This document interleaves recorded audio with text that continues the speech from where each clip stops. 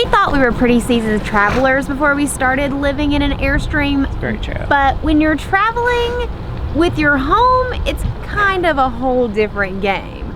I would say the biggest difference is that when you go to the airport, there are other people responsible for the airplane, whereas in this scenario, we're the ones piloting the ship. So there are quite a few things on our checklist. And quite a few things that can go wrong. But we figured since this is something that is part of our normal everyday living in an RV, that we'd show you what a day of travel looks like for us.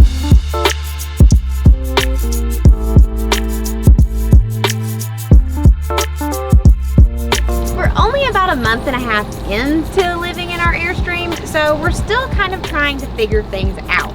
One of the things that we're trying to figure out is how to organize everything. It's a little bit messy, and step one anytime we're getting ready to leave is always about picking up all of the junk. So I'll show you where our starting point is today. As you can see, we've got a little bit of laundry, we've got some towels out, board games. It's not exactly perfect. I would say that our bedroom is pretty much almost done though, because I do make it a thing to ensure that the bed is made every day.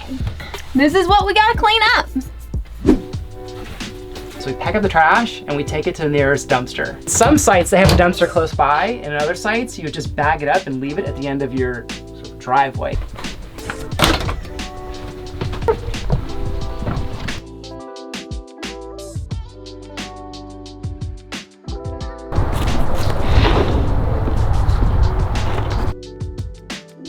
Always take the garbage out. This is not your mama's campground.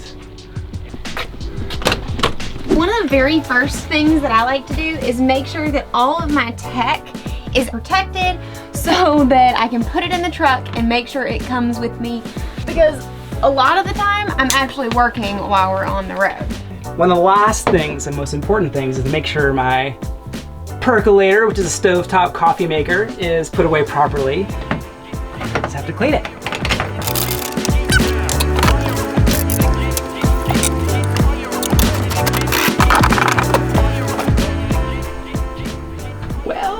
Top right hand corner. Like a glove. We'll just pretend you didn't see that. On to the next step.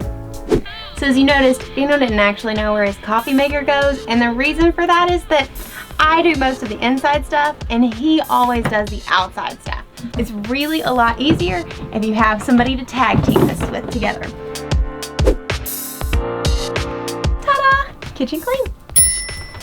After I have pretty much everything kind of picked up, one of the things that I do is I always go in and I put towels in the top of each of the cabinets. My dad actually taught me this little trick, because basically it just insulates all your stuff that's going to move and bounce around as you're on the road.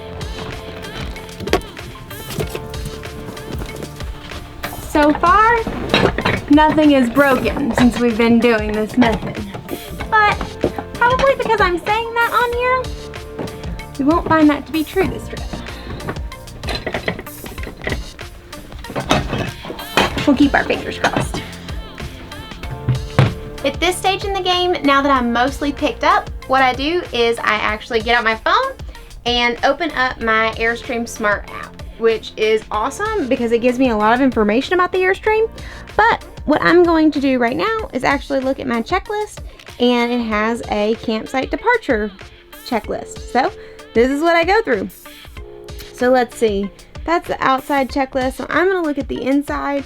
So stowaway and latch, travel, anything that will move or fly. So what I always do is I go through and make sure everything is latched, because that is the easiest way for you to come back to a mess after the arrival at your next destination. So some things are easy, like obviously you can see I can push these and tell that they're closed. But the most complicated one, and the one that I mess up most often, is the refrigerator. So it looks like it's shut here, right? But, oh, it actually is this time. So when you open it, if you just shut it normally, it feels shut, but it's really not. So you have to push it and you hear that click, and that's when you know your stuff is actually safe. So I like to hear that click specifically before we leave. And what typically will happen is Daniel will come in here and pull Red Bull out of the refrigerator. So this is literally one of the very last things that I check. The next thing on the list is vents and making sure they're closed, which is really critical. We've heard that a lot of people, that these are the easy ones to forget, but there are two. So there's one in the bathroom and one in the shower. So first, I'll show you the one here in the bathroom. But see, it goes up and down for obvious reasons. But just making sure these are closed is really important because there's one very similar to it in the shower. This is an easy one. Just making sure that these curtains or separators are pushed back in and in. Good. This is a super easy one. Making sure the shower latch is set up because that is super easy to happen when you're driving and you don't want to come back to a broken shower door. Despite having a trillion windows in here, which is super awesome, there are a trillion blinds to put down. So we'll do that before we leave every single time.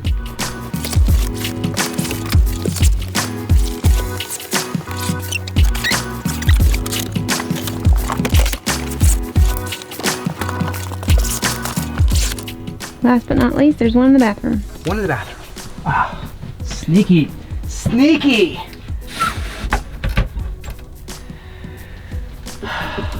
Nice.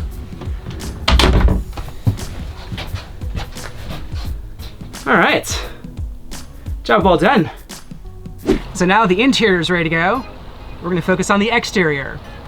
And the first number one thing, if you've got a freaking awning out, make sure you put it back in because of so many reasons, but let's just put it back and we won't talk about that. Still a sore subject.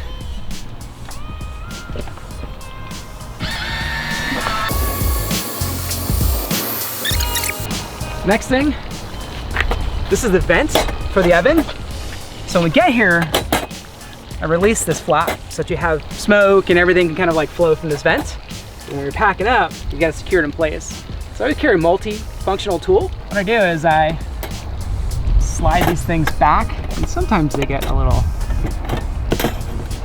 there we go. So now it's closed. Let's use the multi-function tool and close it. And now it's secure.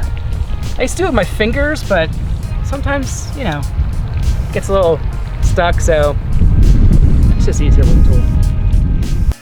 So this should be the part where he tells you about all the amazing processes he has around prepping our Airstream to be road ready and makes fun of me for all the long showers and all sorts of other hilarious things.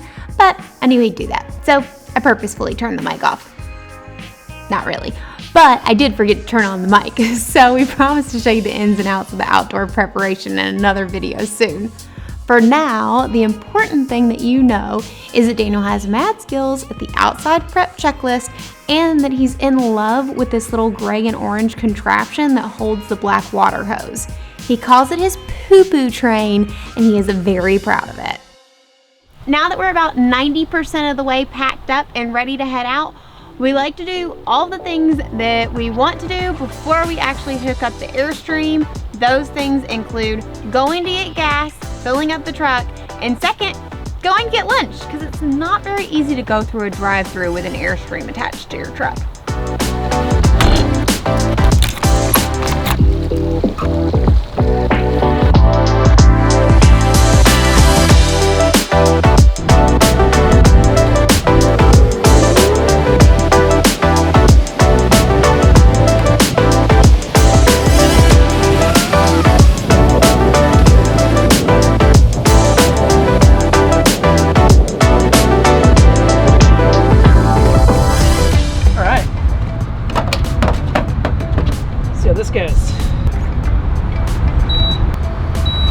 It seems like every time you record me, I'm getting gas, something goes wrong. I don't know what it is. Okay, we're good. Apparently, the other pump is broken, so I had to loop the truck around to this pump. This is being very difficult. There we go.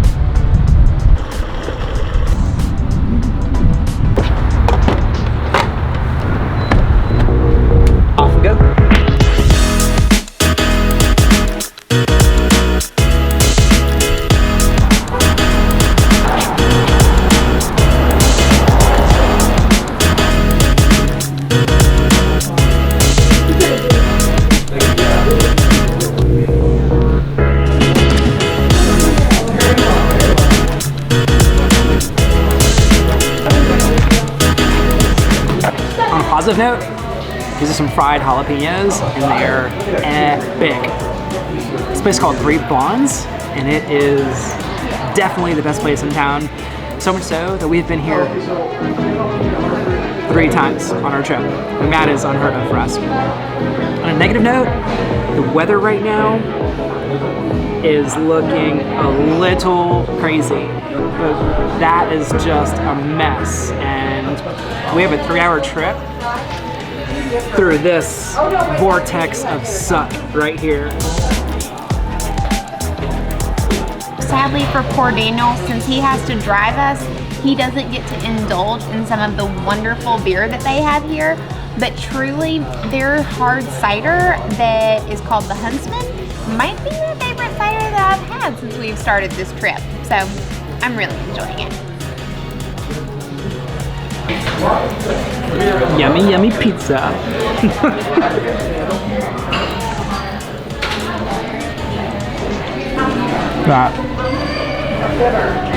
The ingredients are fresh, which is really cool.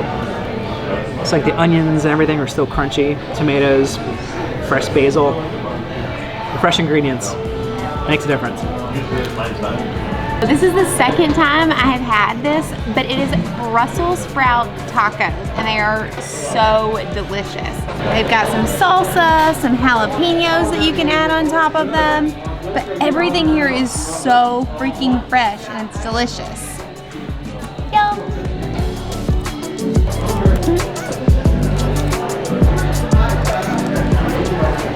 Just as good as last time.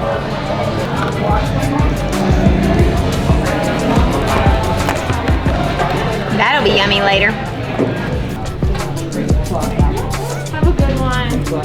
Since I don't get to drink before I drive, brought home some howlers. These are freaking adorable. Look how cute these are. After an absolutely delicious lunch, it's time to head back, hook up the Airstream, and get on the road. Sometimes things don't go as planned. Right now, it's super cold outside. Then, it's raining. And we've got to pack up and hit the road, so time to suck it up, get some rain gear on, some warm gear on, and go hook up. 3, 2, 1, go! Gonna flip the power off, it's usually the last thing I do. Get the 50 amp breaker right here to the right. Cool. Gonna unscrew the neck. Just screws in place.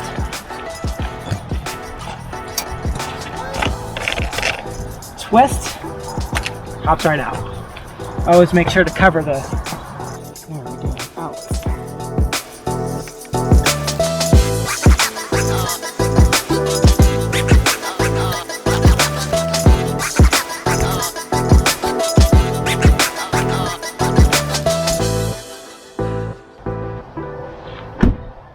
These right here, these have been a lifesaver, and we've been told that you can use cell phones to communicate from the truck to the hitch when Lauren's gonna help me hitch things up. But the reality is sometimes you're in areas where you have bad cell service and walkie-talkies come in handy. These are called walkie-talkies, and they're durable AF. I've dropped them like 1,000 times, and I just kind of like clip them onto my belt like that. But I'm not using them. Use them for hikes, use them for all kinds of things. They have a long range. The owner of the company is super cool. Actually talked to him online, and he offered us a 10% discount. So if you want some walkie-talkies, enter the code Wanderlocal10. We'll take 10% off. But now you're gonna see how we actually use them to communicate. Test. You're good, I can hear you. Check, baby, 1, 2, 3, 4. Can you please just pull backwards?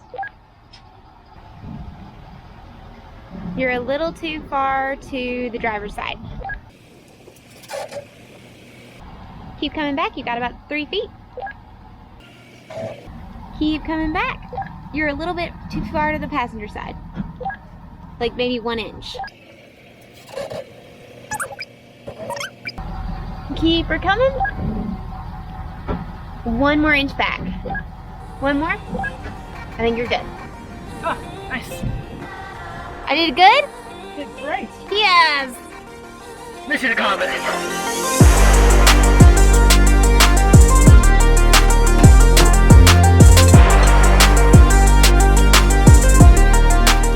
Now we're gonna bring the Airstream down on the hitch.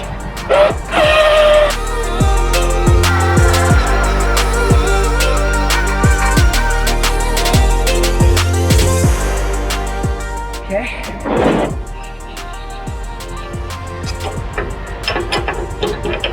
Lock the sway bars in place. And also I got these noise dampeners as well.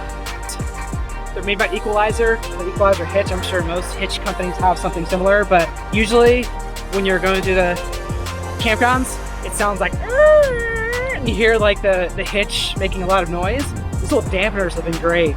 They just literally just pop on like that.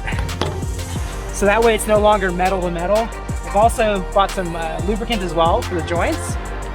And now I don't hear anything, which is great.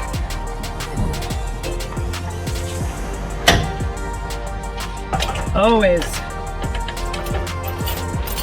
make sure to cross the chains.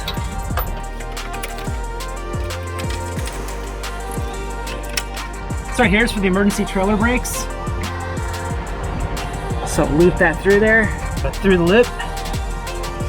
And then one trick I learned at Airstream, so you don't have like a lot of cord dangling down, is just spin it.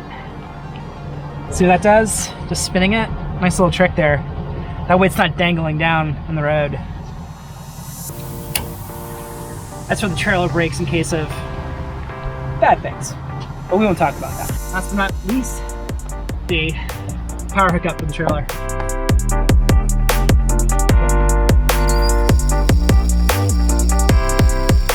So this might be the most frustrating part for me about our new home. This darn freaking step. It is beyond illogical how the engineering of this thing works. And it's like upside down and turn something. And even though I've done it like 100 million times, I never get it right the first time. See, that was not logical, was it? No. But after you figure out how to get that second step in, this part's easy. Just pops right in. Okay, literally, I think that might be the fastest I've ever gotten that stupid step winning. We're gonna lift our stabilizer jacks. They're not leveling jacks, they're just for stabilization, in case you're a first-time RVer. And as with everything on here, it's all automatic, which is super cool. So we've got the extend and retract. I'll do one at a time usually. Now we'll do the rear stabilizers.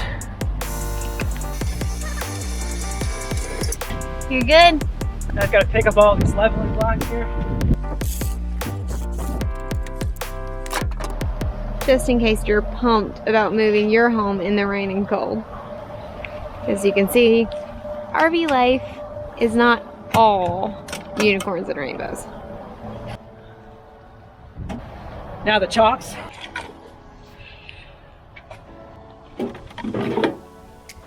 So we showed you a lot of things that are very important not to forget, but your pets are also very important. This is Lois and Clark, and we would be sad if they did not come with us to our next campsite. They get the primo ride in the Airstream. But this is also a really good note because this means that we haven't locked the Airstream yet, so we need to do that as the next step. That's sadly easy to forget. Lefty lucky. We've so got this down now.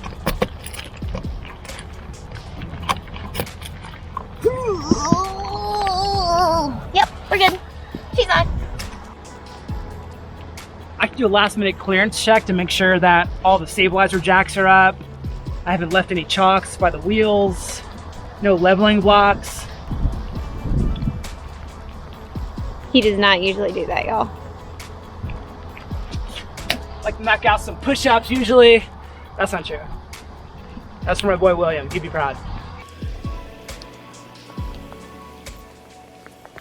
We are in the clear. That means it's time for brake checks. Now it's walkie-talkie time.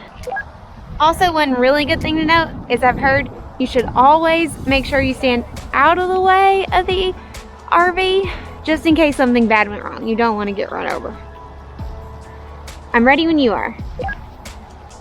Okay, brake check, ready. Check, check, check. What's the 411? All the lights just went off? All the lights came on. That is the driver's side blinker working correctly, sir. And the passenger side blinker is working as well. Hazards are perfect. And reverse lights working. We are on point. That's a 10-4. So I guess we should leave now? Unless you want to stand in the rain all day. That's a no, sir. Let's do this. That's what I usually do because you don't want to be rolling down the highway and figure out that you did something wrong. So I usually pull it out just a little bit and pull it forward.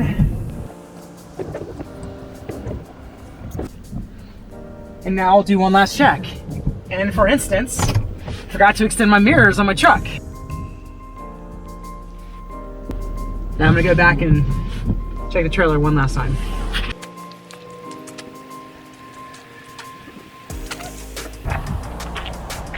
Check all my tanks, my compartments.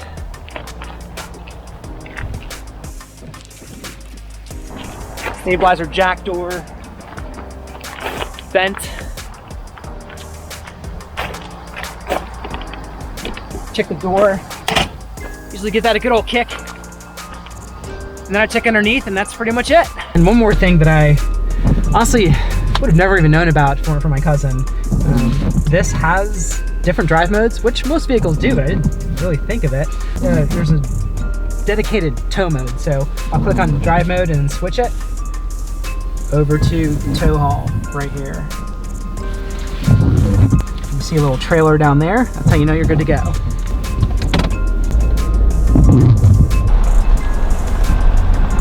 Okay, so this is a tip I wish somebody had taught me when I first started. The tire pressure monitors, when you're in cold weather, are always gonna go off, just non-stop, right? But it's because it's cold out and the air will expand with warmer temperatures. So when you're first starting out, the sensors are gonna say 69 to 70 PSI, when in reality you may be wanting around 80 or so, like it is right now. So don't be alarmed by that. The tires will heat up to 80 PSI as you're driving down the highway. It just takes a little bit. Okie dokie. We are on our south way. on 73rd. Looks like a 2-hour and 50-minute drive, which actually means 3 hours and 50 minutes in RV time. You ready for this, Mr. Fernandez? I'm ready. It's raining, but it's still a light drizzle. I'm hoping it stays that way or maybe improves. We'll see.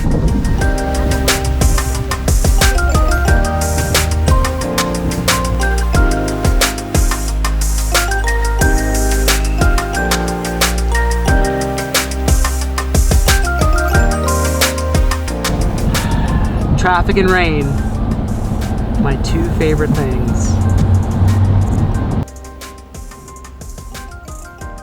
Good news, we only have an hour, give or take, on the rest of this trip. But for goodness sake, it has been one of the bumpiest trips that we have taken thus far.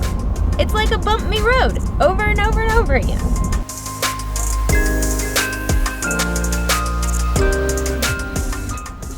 Not bumpy at all.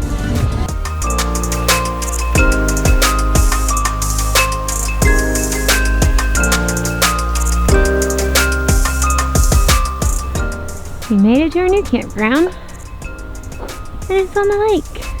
Isn't that pretty?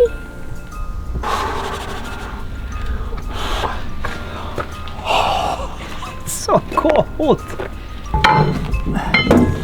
It's like speed round. I always keep my pins in the truck. Never send out. My lips are literally numb. I never set them down on anything anymore because I don't want to lose them. This is basically the part where Daniel does all the outside breakdown we showed you earlier, but backwards. It typically takes about 30 minutes, but we'll spare you the details.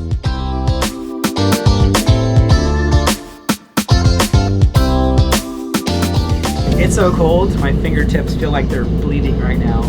Between the cold water, the spigot, and just trying to hook everything up. I'm a Florida boy, I'm not used to this cold weather. The number one priority right now is to drink some of that beer. It's time for liquid blanket. Drove through rain, construction, and traffic. It's like the trifecta of awesomeness. So, oh, it's go time. It is go time on the Peach Boys, and that's the name of this beer right here.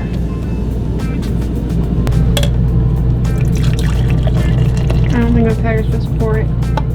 Oh.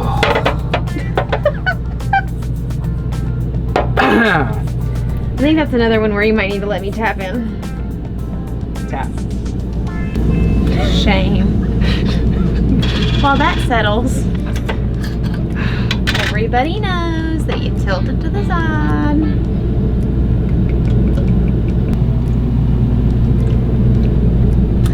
Ta-da. Now granted that was a cider, so it was a lot easier, but still. Cheating! Overall, it was a successful travel day.